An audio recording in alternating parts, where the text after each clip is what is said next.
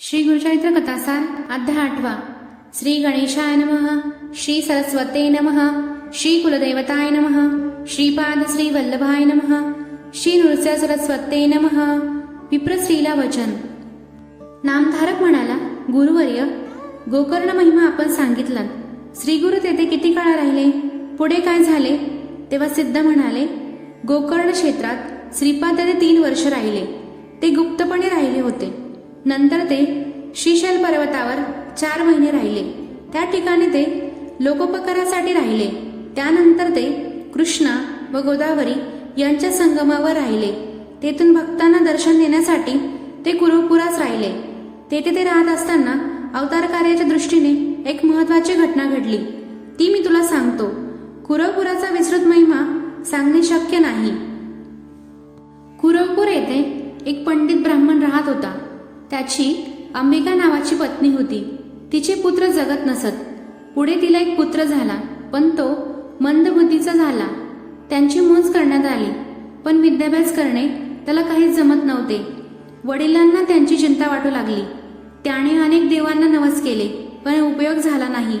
तो मुलाला शिकवण्याचा प्रयत्न करी आणि शिकला नाही तर शिक्षा करी. पत्नी पतीला म्हणाली, त्याला व्यर्थ का मारता? त्याचे व आपले कर्म म्हणून हा असा झाला. निधन पुत्र जिवंत आहे यातच समाधान माना. पुढे असे झाले की तो ब्राह्मण मुलाची चिंता करीतच कालांतराने मरण पावला. स्त्री विधवा झाली. ती उदरनिर्वाहासाठी लोकांकडून अन्न मागून घेऊन मुलाचे व आपले पोट भरी. पुढे मुलगा लग्नाच्या वयाचा झाला.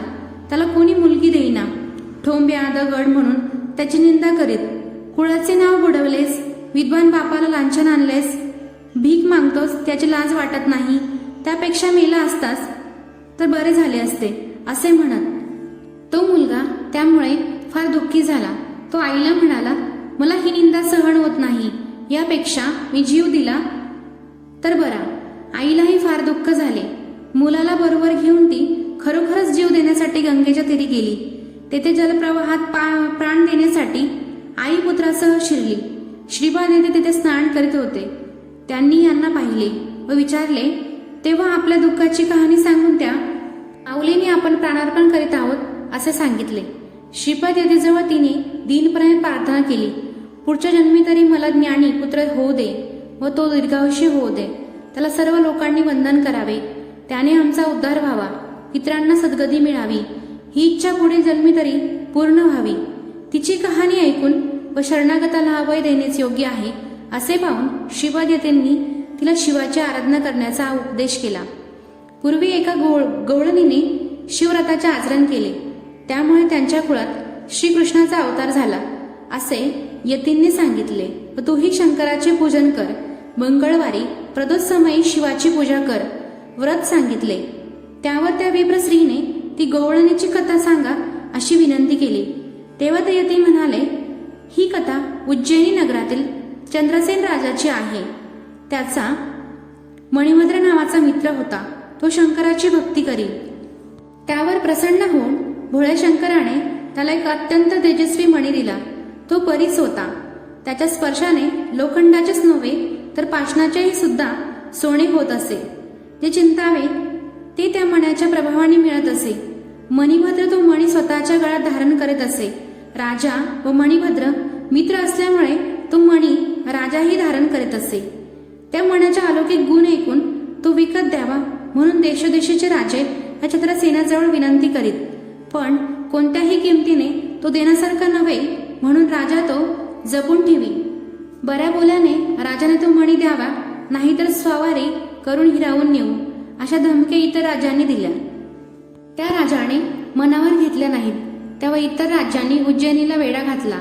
त्यावेळी शनिवार सायंकाळ होती, म्हणून राजा शंकराच्या पूजेसाठी बसला होता व मोठ्या थाटाने पूजा अर्चा करीत होता. काही गवळणी मुलांना घेऊन देवातली ती पूजा पाहायला आल्या होत्या. ती पूजा पाहून गवळणीच्या मुलांनी बाहेर मोकळ्या जागेत दगड मांडून शिवपिंड, देऊळ, खांब, अंगण, पत्री, अभिषेक पात्र वगैरे सर्व काही दगडाचेच कल्पून लटुपटीची शिवपूजा सुरू केली. काही वेळाने गवळणी घरी गेल्या व काही मुलीही पूजा तसेच ठेवून निघून गेले. पण एक मुलगा तसाच पूजेत मग्न होऊन डोळे मिटून हात जोडून शिव शिव म्हणत बसला. त्याची आई परत आली आणि त्याला जेवायला चल म्हणून रागवून घेऊन गेली. तिने ते मांडलेले दगड विस्कटून टाकले. तो मुलगा रडू लागला. तो परत आला आणि पूजस्थानी जमिनीवर पडून रडू लागला. हुंदके देऊन लागला. तो जीवावरच उदार झाला होता.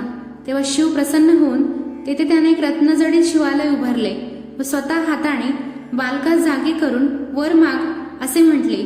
साक्षात शिवाचे दर्शन झाले व भोवती उत्कृष्ट मंदिर पाहिले. त्याने बालक चकित झाला. शिवचरणी लागला. त्याने शंकराजवळ काय मागितले? तो म्हणाला, माझ्या आईवर कोप करू नका. तेव्हा महादेवाने जास्तच प्रसन्न होऊन वर दिला की तुझ्या मातेवर मी रागवत नाही बरं. तुमच्या वंशात देवाचा अवतार होईल व तुझ्या मातेला त्याचे लालन करण्याचे भाग्य लाभेल. तुमचा वंश भरभराटेच येईल. असे म्हणून शंकर त्या लिंगात गुप्त राहिले. पण ते रत्नखचित मंदिर त्यांनी निर्माण केले होते ते तसेच राहिले. त्या मंदिराचा दिव्य प्रकाश नगराबाहेरही पसरला आणि ज्यांनी नगराला वेढा दिला होता त्या राजांची मने बदलली. ते शंकराच्या दर्शनाला नगरात आले. राजाजवळ मोठ्या स्नेहाने वागले. राजाने त्यांचे स्वागत केले. मुलाच्या भक्तीचा वृत्तांत सर्वत्र पसरला होता. ते प्रकाश देणारे शिवालय पाहायला सर्व लोकांनी गर्दी केली. त्या गवळ्याच्या मुलावर राजांनी व लोकांनी पारितोषिकांचा जणू वर्षाव केला. त्या मुलाने आईला म्हटले, आई, शंकराने प्रसन्न होऊन मला वर दिला आहे की आपल्या वंशात पुढे नारायणाचा अवतार होणार आहे. कारण प्रदोष समय केलेली शिवपूजा तू पाहिलीस. महादेवाने तुला क्षमा केली आहे. अशा प्रकारे प्रदोष समय शिवपूजा करण्याने महान भाग्य प्राप्त होते असे श्रीपादतींनी त्या विप्रस्त्रीला सांगितले आणि शिवाची उपासना कशी करावी ते शिकवले. त्यांनी मुलाच्या डोक्यावर वरद हस्त ठेवला. तेव्हा त्याच्या ठिकाणी सर्व ज्ञान प्रगट झाले. तो तेजस्वी दिसू लागला. यतींना त्या माऊलीला आशीर्वाद दिला. तुला माझ्यासारखाच पुत्र होईल. तू चिंता करू नकोस. पुढील जन्मी हे निश्चित होणार आहे याची खात्री बाळग. असे बोलून त्या स्त्रीला अनेक प्रकारे आशीर्वाद दिले. त्या स्त्रीने यतींना शंकर मानून नित्य प्रदोषकाळी त्यांची पूजा करण्याचे व्रत घेतले. तिच्या पुत्राच्या विद्वत्तेचा कीर्ती सर्वत्र पसरली आणि त्यांचा विवाह होऊन त्याला पुत्रही झाले. गुरुकृपा ज्याच्यावर होते त्यांचे असे कल्याण होते. अशी कथा सिद्धाने नामधारकास सांगितली व गुरुचरित्र श्रवण करताना नामधारकही अत्यंत आनंदित झाले. अध्याय 8 समाप्त. फलश्रुती.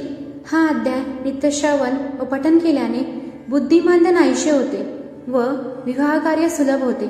श्री गुरुदत्तार्पणमस्तु.